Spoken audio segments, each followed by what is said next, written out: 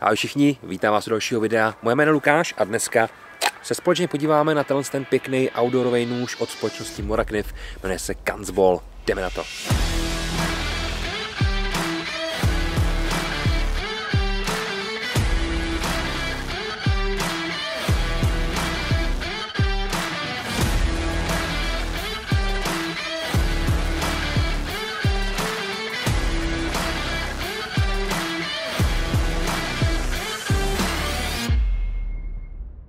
Nůž Kanzbol už takhle na první pohled si můžeme všimnout, že je to opravdu takový dost outdoorový řešení, který nám nabízí kromě toho nože i spoustu dalších věcí. Všechno to máme umístěné v takovémhle pěkném pouzdře, je to takový to pouzdro, který zkrátka si buď to můžete někde takhle zaháknout nebo provlíknout tím opasek, nebo si to můžete z toho sundat ten průvlek a nosit to jenom samotný vlastně bez toho. Záleží na vás. Nicméně na tom pouzdru, jak dobře vidíme, teďka konkrétně je to oranžová barva, je tam ještě i zelená, tak máme nějaké další věci. Jaký to jsou? Máme tady takovou spodní nástavbu.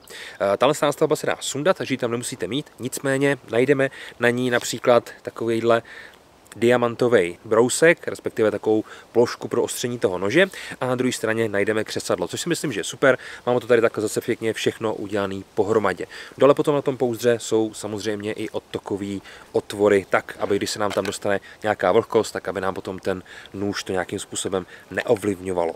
Když si potom sundáme nebo odendáme to pouzdro, můžeme se podívat konkrétně už na ten nůž jako takovej. Tady samozřejmě začneme s nějakýma základníma parametrama. Celková délka 25 cm, 11 cm čepel, 14 cm je rukojeť, hmotnost 177 gramů a pořizovací hodnota 1500 korun, což si myslím, že za kvalitní nůž od společnosti Mora je to naprosto parádní cena. Zkrátka ty nože si zaslouží tu trošku lepší hodnotu, no se možná řeknete, že 1500 je jako v pohodě za takový nůž, ale nemusí to být úplně pro každýho. Nicméně tady ve výsledku za 1500 dostanete opravdu jakoby super pracovní nástroj, který si nevymyslím, že by vás někdy zklamal. Jak jsem říkal, máme oranžovou nebo máme zelenou. Pojďme se podívat na tu čepel. Máme tady ocel Sandvik, je to samozřejmě takovejhle pěkný, jakoby udělaný drop point.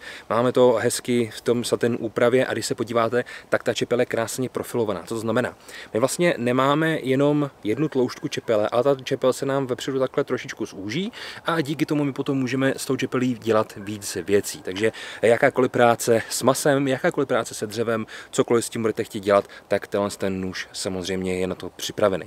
Když potom se oprostíme od té čepele a podíváme se na tu rukojeť, tak jak je vidět, je standardně tvarovaná. Líbí se mi, že je pro praváky, pro leváky, zároveň i to pouzdro je pro praváky, pro leváky, můžete si všechno otočit a díky tomu samozřejmě je tam mnohem větší použitelnost potom mezi těma uživatelema a máme to vlastně i pěkně udělaný tak, aby se to dobře drželo. Líbí se mi, že je to celý udělaný z takového pěkného polymerového materiálu a zároveň vlastně tyhle části, které jsou nahoře, které jsou maličko tmavší tou oranžovou, tak jsou jako pogumovaný. Díky tomu se samozřejmě ten nůž krásně drží a nemusíme se bát, že by nám to nějakým způsobem mělo vyklouznout. Na druhé straně máme potom takovou malou údernou plochu, nicméně to není podpořený kovem, takže to nepoužívejte na zatloukání hřebíků nebo stanových kolíků nebo něčeho takového, ale můžeme si s tím občas něčím pomoct a máme tady i takovýhle otvor na provlečení nějakého parakordu, abychom s tím mohli dělat víc věcí a nemuseli se bát, že ten nůž při nějakým švihnutí někam vyšleme, samozřejmě pokud nebudeme chtít.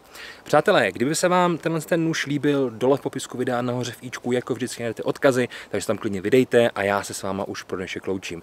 Děkuji moc za vaši pozornost, mějte se krásně a někdy příště u dalšího videa. Ahoj.